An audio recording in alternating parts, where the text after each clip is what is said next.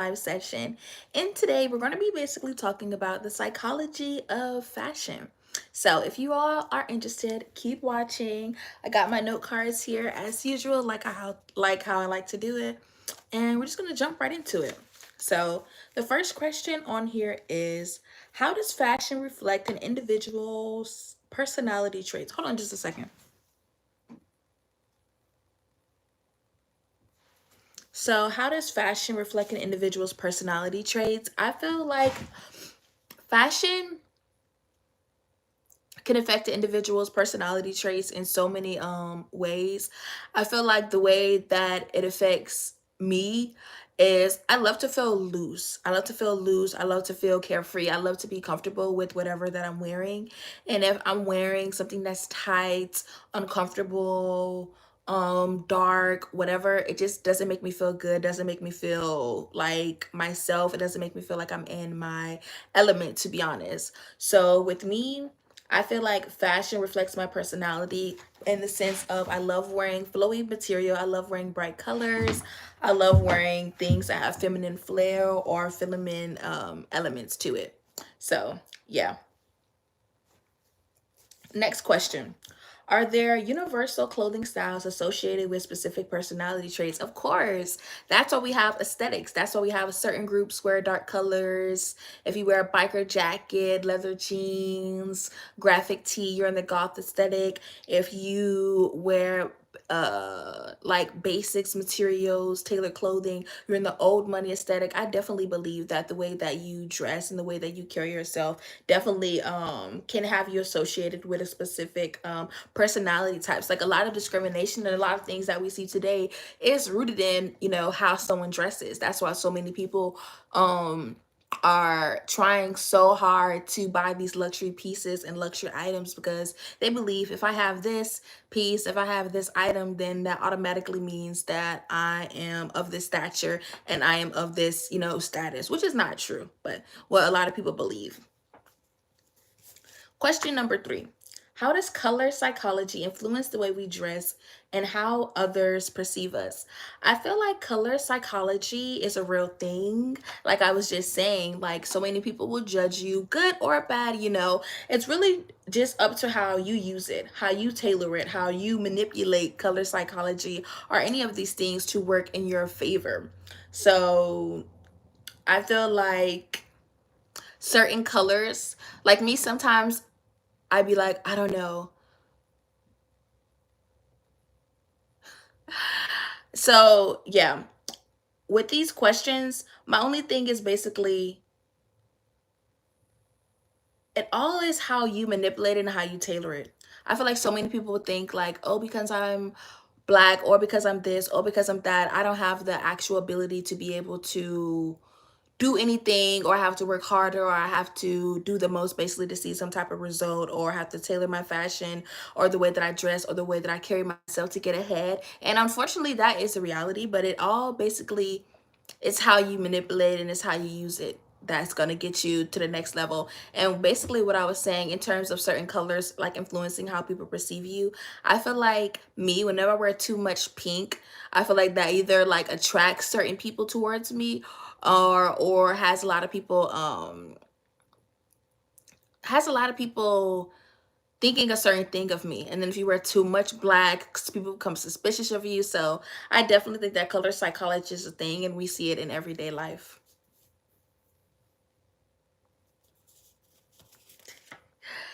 Okay, fourth question. Can our fashion choices unintentionally reveal subconscious aspects of our identity? Of course. We see so many people nowadays, like, which is crazy because that just reminded me of like when certain people wear band tees or certain people wear certain like fan outfits or whatever.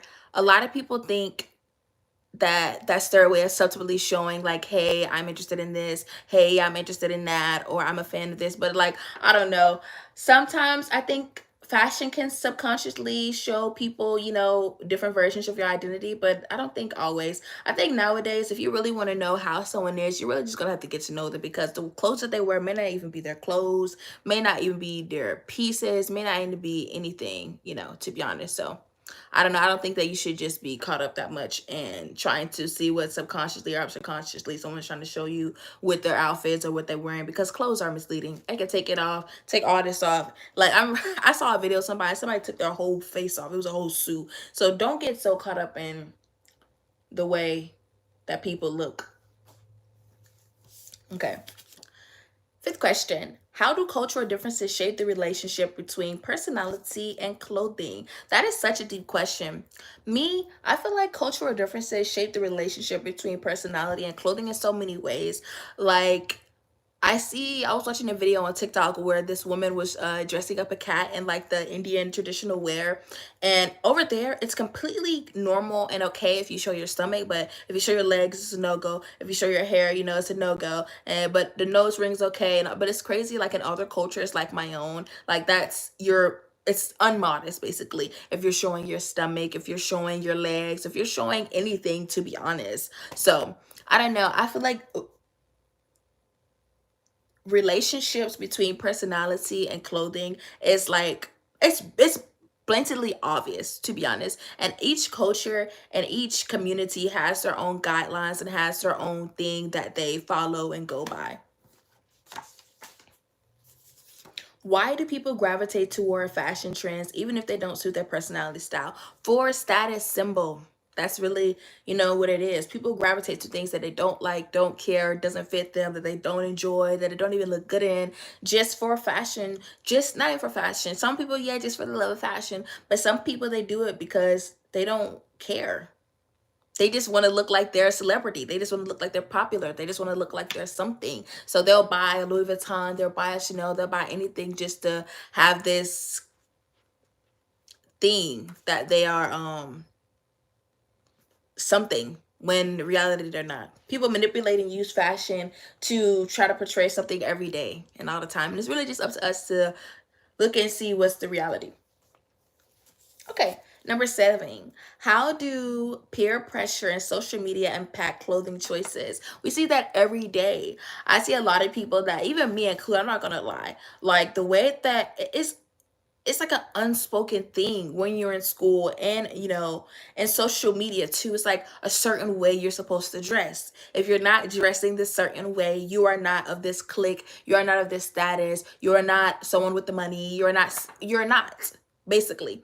And it's sad because I see that in school too. Like in school, I used to try to wear like the dashiki. That was before it was even popular. I used to go to school with bantu knots in my hair, all this type of thing. I got joned on and bullied literally for wearing bantu knots because that wasn't the standard. That wasn't the aesthetic. That wasn't the look. That wasn't what was in. That wasn't in style. And the same thing we see on social media. I know that girl Chai the Greatest. She had a birthday picture, whatever, and everybody was dragging that girl down to the mud because she wasn't wearing what you're supposed to wear for a birthday, right? And then because she wasn't, she was dragged. And that's just bullshit. All right. Number 8. What role do celebrities and influencers play in dictating trends people follow? Honestly, I feel like celebrities and influencers really don't dictate anything. If anything, they partake in trends just as much as the everyday person. I think the everyday person is really the one who actually is starting the trends and creating the trends and creating this sense of urgency in fashion. And I feel like, the influencers, they just push and sell and then promote it. I don't think they really come up with anything because they don't even have personal style, to be honest. All right. Question 9. Can someone's desire to follow trends signify deeper psychological needs like belonging or validation? Of course. That's what I just said. That's all that it is. All trends is, majority of trends, 20 to 15% is people actually loving the trend, actually liking it, just wanting to, this cute little trend, partake in it, have fun, cheetah print little outfit. And the other 80% to 90% is, I want to fit in. I want to be included. I want this and this and that. So I will wear whatever it is to wear. I will do whatever it is to do so I can be a part of something. So I can be a part of the cool crowd. So I can be popular. So I can gain attraction, followers, money. That's all that it is. It's a constant cycle of trying to appeal to people, trying to be accepted by people. All right, number 10. Oh, wait, that's the same question. All right. How does individuality balance with the pull of collective fashion movements? I feel like individuality, it's hard to be individual. It's hard to be an individual person. It's hard to be yourself. It's hard to defy the trends of everything that's going on when majority of everybody is following suit. Like back in the day, I feel like, excuse me, I, back in the day, I feel like originality was acknowledged, at least at the bare minimum. It was acknowledged. It was who is the most creative, right? The person who was the most creative, who was the more artistic, whatever, they were the ones who were actually acknowledged and actually had an impact in the fashion industry. Today, that is not. The people who actually make, they don't even make moves. The people who are put on their pedestals now are people who just promote, these companies' brands and these companies' businesses. That's all that it is, to be honest. So I don't think individuality is pulling or creating any fashion movement. I know they tried with the maximalist. I'm not going to say whatever her name is, but they tried to make her be like this new era, but that's not nothing new. I'm sorry. Even that felt like, I'm not going to say it. Okay. Next question. How does individuality, the same question. I don't know why I keep writing the same question.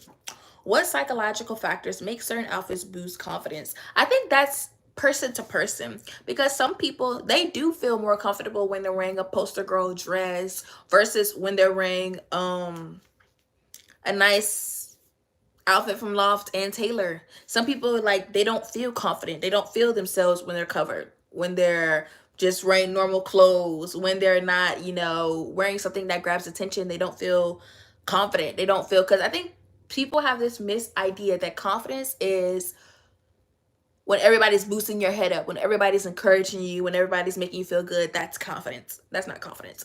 Confidence is I feel good by myself. I can walk out, I can exist, I can live my life, I can do whatever and make any decision that I make because I trust in myself and I believe what I believe. I don't need validation from other people to approve of me for me to be anything. All right. Question number 13. How does body image affect our relationship with fashion and self-expression? It is. It's a really direct relationship because it's your body that's going to be in the clothes. Say, for example, like me, I've gained a little bit of weight over the past year or two, and what I can wear, and what, suits my body type has become a little bit, and majority of the outfits and the clothes, even runway pieces, all those pieces that we see, well, first of all, not even like wearable anyways, but majority of them, they stop at size 6. And I don't think the average size for an American woman from between 18 to 24 or 25 to 35 is a size 6, so it's not meant for you to wear thin. So you can't wear the most fashionable pieces, period, because they don't even sell in your size. And then when you get into other retailers, the way majority of these clothes are styled and designed is like they're meant to like be for a certain look. It's like majority of other women, they're forced to wear things that just don't flatter them and don't like look good on them, to be honest. So that's how I feel like. And then it just also like, it's a lot. It's a lot, to be honest. It's a lot with the body image and the self-expression through fashion because it's your body that's in the clothes. And I know some people, they try to force themselves into a crop top, but it's like it doesn't like. Anyway, let's just go to the next question. All right. Can a person's wardrobe choices help them overcome insecurities? To a certain extent. Because at the end of the day, wardrobe choices and all that, that's your outer. That's your outer, because eventually that's just what you wear out in the world. Eventually, you're going to have to take that off. You're going to take your clothes off, put on some regular clothes, put on some pajamas, get into bed. Are those insecurities still there? It's a costume. Because if you're really relying that much on your clothes, like you put this little outfit on and then you feel confident and then you feel good, that's not real confidence. That's not really getting over your insecurities. And that's not really feeling good in your own skin. That's just, I feel good when I wear this certain outfit. That's how I used to be in school. I only felt confident. I only felt beautiful when I had braids.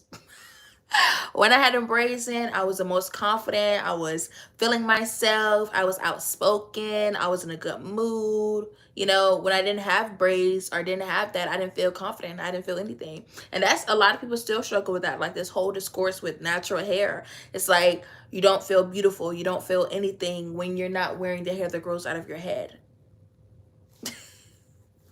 And that's a catch. All right. The last questions. What role does dressing for the job you want play in self-esteem and goal setting? Again, outer.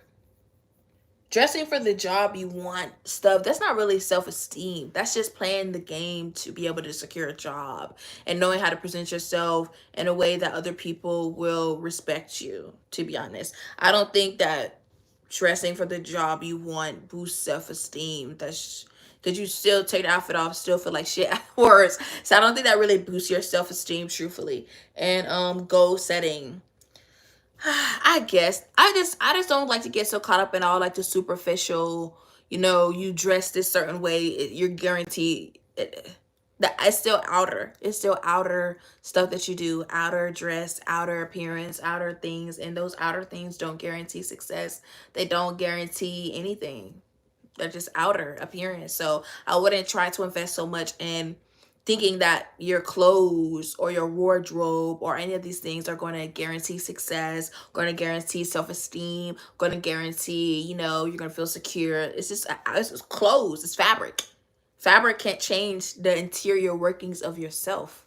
That's something that you know, and God have to work on. That's not something that an outfit can change. It may make you feel good for that second, for that day. Oh my God, I had a good, beautiful prom dress. I felt so beautiful. I felt so amazing. And then you go to sleep, go back to wearing the same thing. You know, you shouldn't put your self-esteem and how you feel about yourself so much in your clothes. Like, you really shouldn't do that.